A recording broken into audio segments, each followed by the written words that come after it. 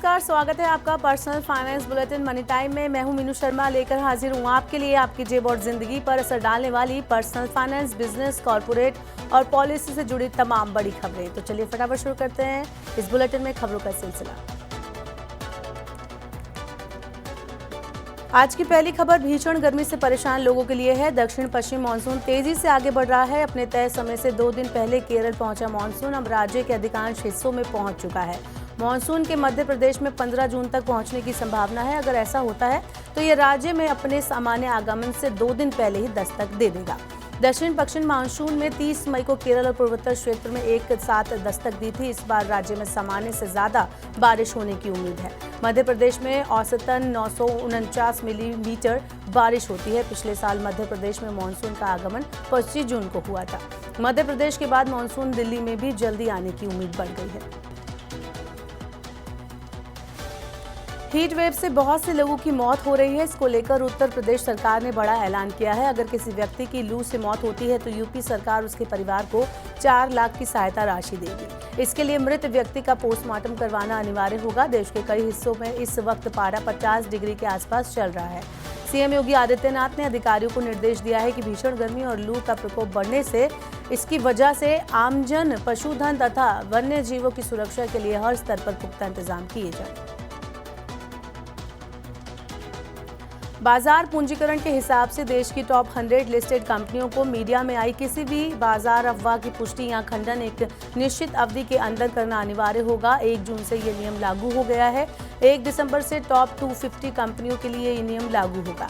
सेबी ने नियम के मुताबिक इस कंपनियों को मीडिया में आई किसी भी घटना या जानकारी की पुष्टि, खंडन या स्पष्टीकरण 24 घंटे के अंदर करना होगा। इस नए रूमर वेरिफिकेशन फ्रेमवर्क के माध्यम से सेबी कंपनी के शेयरों में आने वाले तेज उतार चढ़ाव को रोककर निवेशकों के हित की रक्षा सुनिश्चित करेगा। सेबी के इस कदम से भारतीय शेयर बाजार को निष्पक्ष बनाने में मदद मिलेगी और ये दुनिया भर के निवेशकों के लिए एक पसंदीदा बाजार भी बन सकेगा।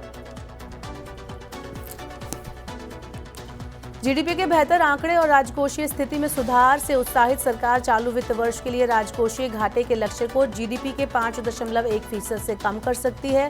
वित्त वर्ष 2024-25 के लिए पूर्ण बजट जब जुलाई में पेश किया जाएगा उस समय ऐसा किया जा सकता है।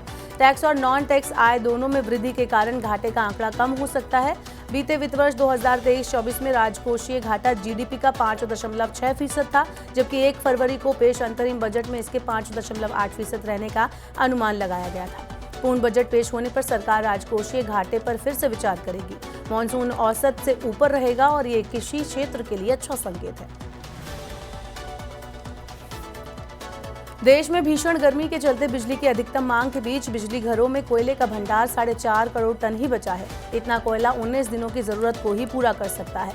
देश में बिजली की अधिकतम मांग 250 गीगावाट के सर्वकालिक उच्च स्तर पर पहुंच गई है। मानसून से पहले बिजली घरों में कोयले का भंडार अगर नहीं बढ़ाया गया तो बिजली उत्पादन में कमी आ सकती है। सरकार ने केंद्रीय कर्मचारियों के महंगाई भत्ते में 4% की बढ़ोतरी के बाद रिटायरमेंट ग्रेच्युटी और डेथ ग्रेच्युटी में 25% का इजाफा कर दिया है। ग्रेच्युटी की लिमिट को 20 लाख रुपए से बढ़ाकर 25 लाख रुपए किया गया है। ये बढ़ोतरी 1 जनवरी 2024 से प्रभावी मानी जाएगी। सरकार ने लोकसभा चुनाव की शुरुआत से पहले ही कर्मचारियों के डीए में बढ़ोतरी कर दी थी।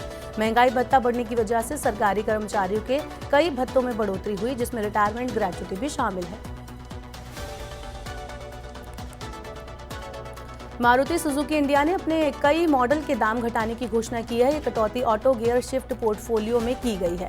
ऑटो गियर शिफ्ट के साथ आने वाली Alto, K10, Espresso, Celerio, WagonR, Swift, Dzire, Baleno, Fronx और इग्निस के दाम घटाए गए हैं। कटौती के बाद वाहनों की नई कीमत 1 जून से प्रभावी हो गई है। कंपनी ने इस कटौती की कोई वजह नहीं बताई है। कंपनी ने अपने ऑटो गियर शिफ्ट पोर्टफोलियो को अधिक किफायती बनाने के लिए कदम उठाया है। क्रूड ऑयल की कीमतों में नरमी आने से भारत में विमान ईंधन सस्ता हो गया है। सरकारी तेल कंपनियों ने एविएशन टरबाइन फ्यूल यानी ATF के दाम में 6.5% की कटौती की है। राष्ट्रीय राजधानी में ATF की कीमत 6,673 रुपये प्रति किलो लीटर घटकर 94,969 रुपये प्रति किलो लीटर रह गई। इससे पहले 1 मई को इसकी कीमत में 749 रुपये प्रति किलो लीटर की मामूली वृद्धि की गई थी। मुंबई में ATF की कीमत 95,173 रुपये प्रति किलो लीटर से घटकर 88,834 रुपये प्रति किलो लीटर रह गई। लोकल टैक्स के आधार पर हर राज्य में ATF की कीमतें अलग अलग होती हैं। ईंधन सस्ता होने से विमान कंपनियों को फायदा होगा, क्योंकि उनकी कुल परिचालन लागत में करीब 40% हिस्सा ईंधन का होता है। होंडा कार्स ने इंडिया में एक्सक्लूसिव बेनिफिट के साथ होंडा समर बोनांजा की घोषणा की है। 1 महीने तक चलने वाले इस प्रमोशनल अभियान के तहत होंडा कारों पर आकर्षक लाभ और सुनिश्चित उपहार की पेशकश की जा रही है। ये offer Honda Elevate, Honda City, City E और होंडा अमेज की खरीद पर मिलेंगे। ये एक्सक्लूसिव ऑफर 1 जून से लेकर 30 जून तक चलेगा। इस स्पेशल अभियान के तहत ग्राहक पेरिस के लिए कपल ट्रिप या 75,000 रुपए तक के उपहार जीत सकते हैं। इसके अलावा सभी टेस्ट ड्राइव पर सरप्राइज गिफ्ट भी दिए जा रहे हैं। पानी के पंप बनाने वाली ओसवाल पंप्स लिमिटेड IPO लाने की योजना बना रही है। कंपनी IPO से 2000 करोड़ रुपए जुटा सकती है। कंपनी अपने ड्राफ्ट रेड हेयरिंग प्रोस्पेक्टस को तैयार करने के लिए इन्वेस्टमेंट बैंकों JM financial, IIFL, axis capital, CLSA और नुवावा के साथ काम कर रही है। अगले कुछ महीनों में कंपनी IPO दस्तावेज जमा कर सकती है। कंपनी अपनी मैन्युफैक्चरिंग कैपेसिटी बढ़ाने, वर्किंग कैपिटल रिक्वायरमेंट और अन्य उद्देश्यों के लिए IPO से मिली राशि का इस्तेमाल करेगी। तो आज के मनी टाइम में फिलहाल के लिए इतना ही। वक्त हो गया आपसे विदा लेने का। अब आपसे होगी सोमवार को मुलाकात। पर्सनल फाइनेंस से जुड़ी खबरों को पढ़ने, सुनने, उनसे जुड़े खास कार्यक्रमों को देखने के लिए आप मनी 9 के YouTube चैनल को जरूर सब्सक्राइब कर लें। साथ ही आज का हमारा मनी टाइम आपको कैसा लगा, नीचे कमेंट बॉक्स में हमें अपना फीडबैक जरूर दें। फिलहाल के लिए इस बुलेटिन में इतना ही। बने रहिए मनी 9 के साथ। नमस्कार, शुभ रात्रि।